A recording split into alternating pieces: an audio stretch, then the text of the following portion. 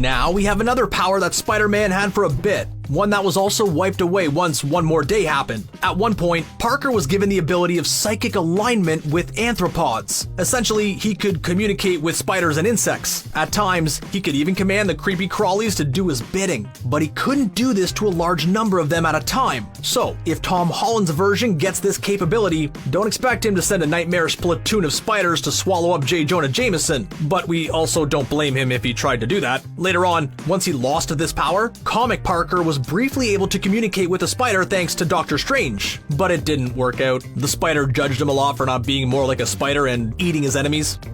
Comics Drax is a vastly different animal to Batista's MCU Drax, That was a wrestling reference. Anyway, when Arthur Douglas perished, he was turned into Drax the Destroyer by cosmic beings, with the sole mission of slaying the regular space problem, Thanos. As a result, Drax was given many abilities and a cape with his new body. Such powers included telepathy and concussive energy blasts. He could also fly. He was able to almost fly as fast as the speed of light. He was so fast that he had to consciously fly slower when in a planet's atmosphere. Otherwise, he could have damaged said planet's atmosphere. Nice guy, that Drax. Eventually, Drax perished. He was then reborn in a new form and depowered into the figure we see on screen. Old Drax would have ruined MCU Thanos in moments. This special ability of Ant-Man became meme famous in the run-up to Endgame. You know the one. There are many memes and gifs of this fun ability in action. He shrinks down, pops inside Thanos via an unspeakable fashion, then he gets big at a rapid pace, then wrecks Thanos from the inside out. While we didn't see this on screen, Ant-Man can quite easily do this. He can literally make people explode. He doesn't have to enter Thanos in the posterior way. Scott Lang can get into people's noses, ears, whatever, and do the same action. Only problem is it'll look really gross on screen. Far more graphic visually than Marvel and Disney would be comfortable with. On the downside, rapid growth can cause Ant-Man to pass out, but after doing something so gross, a nap might be rather nice.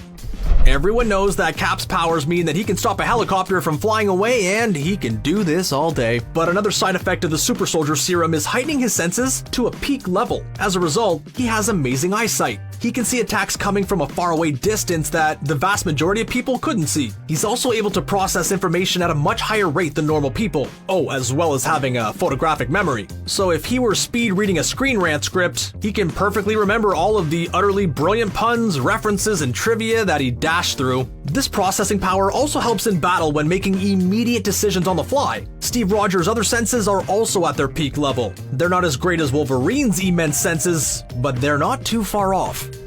In Age of Ultron, we saw the Scarlet Witch was able to ensnare the Hulk with a mind blammy filled with unbridled rage. In the comics, it wouldn't be as easy to do that. The Hulk has the added protection of being highly resistant to telepathic intrusions. So powerful telepaths like Jean Grey, Charles Xavier, Psylocke, and so on wouldn't be able to play with the Hulk's noggin easily. In fact, most of the time, it's impossible for a telepath to get into the Hulk's mind at all. The reason is down to his incredible rage and the various personalities knocking about in his head. It's too difficult for the telepath to hold on to anything for too long. When the Sentry made everyone in the world forget that he existed, Hulk was the only one to not be affected. He remembered his Golden Man friend well.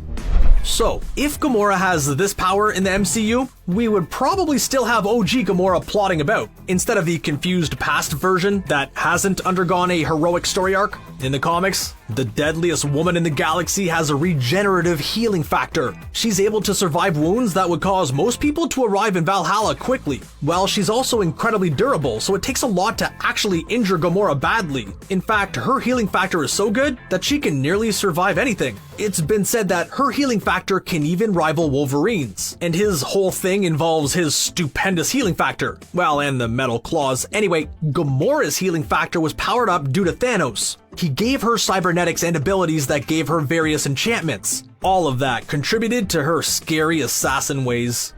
Often, Quicksilver is referred to as being Marvel's version of Flash. only worse, since Pietro Maximoff can only run quite fast. He has none of the fun Flash plotline power-changing shenanigans. Well, in the comics, Pietro's speed gave him an amazing ability. The fancy term is pre-molecular chronokinesis. Basically, it meant Pietro could vibrate into the future. He could leap up to 12 days into the morrow. After a few hours, he would be dragged back to his original present time, only nanoseconds after he jumped. Yet this time hopping took its toll on Pietro. He looked more and more haggard the more he used it. Still, it would have been a pretty useful power when he saved Hawkeye.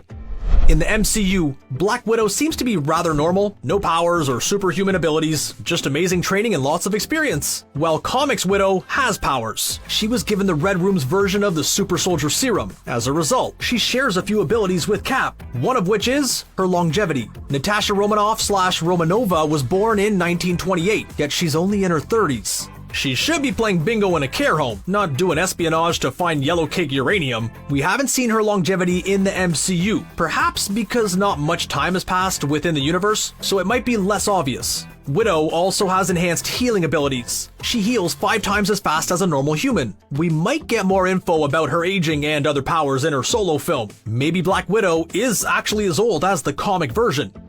The comic story of Ragnarok was very different from the film. For starters, Hulk wasn't involved, like, at all. Also, Thor got a massive power upgrade as he discovered the truth of the Asgardian cycle of Ragnarok. By sacrificing his eyes, he became Rune King Thor. He could now cast all sorts of powerful spells. He could even see without actual eyes. We've seen snippets of Thor getting powered up, but nothing of this scale. If Asgard is rebuilt in Thor Love and Thunder, maybe we can see the true story of Ragnarok and OP Thor. Every Asgardian has immense strength, speed, agility, and whatnot. However, due to her role as Valkyrie, Brunhilde has a special ability. She can see an aura around people that are soon to perish. She can sense that a person is either in the midst of perishing or about to in a matter of moments. We could see Valkyrie use this ability in the next Thor film. She might even have had it all this time. With an advanced warning, it led her to escaping when Thanos attacked the Asgardian ship in Infinity War. He's mine.